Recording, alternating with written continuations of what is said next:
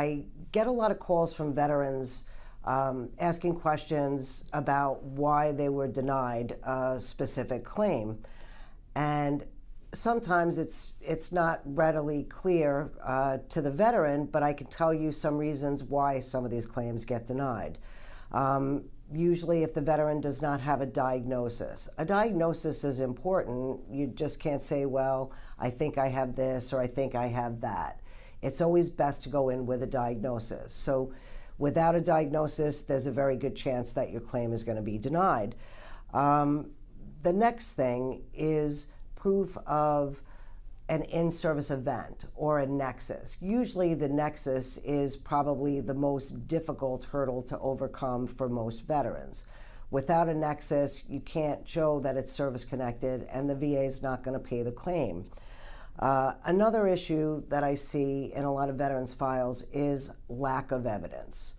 Now, evidence can be a couple of things. It's great when I see a veteran who has something in their service treatment records that shows that an event took place and, you know, for instance, I was marching up the hill, I felt my knee snap, you know, and it's documented somewhere. You know, that's wonderful.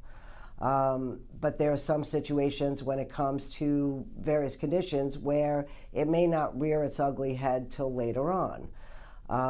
That's something that your representative, an attorney, or even you yourself can kind of mitigate that a little bit by trying to find studies to substantiate, for instance, that a particular exposure caused this condition. Another big issue is failure to attend C&P examinations. Compensation and pension examinations, that's the VA's way of trying to figure out if there is in fact a nexus between the condition that the veteran is alleging and their time in service. If a veteran doesn't attend the C&P examination, you know, the VA will give you one shot to reschedule it, but if you don't attend at all, that's pretty much grounds for a denial right off the bat because you've not given them any proof or said much of anything. Another issue is that veterans will submit things on the wrong form. If you're submitting a brand spanking new application, it needs to go on the application form. If it's an appeal, you need to make sure that you're using the right form as well. The VA, much of the time, will send you correspondence indicating that you've submitted the wrong form and they will ask you to submit the proper form.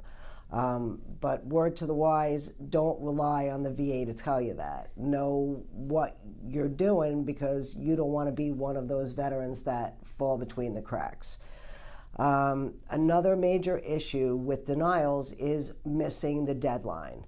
A lot of veterans or their representatives will submit an intent to file. An intent to file allows the veteran a year from the time that intent to file is submitted to actually submit a claim.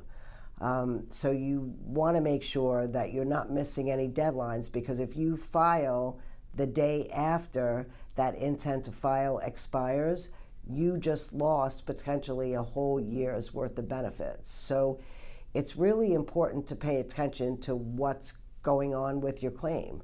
Your representative can do a lot for you, but you really want to keep your representative in the loop.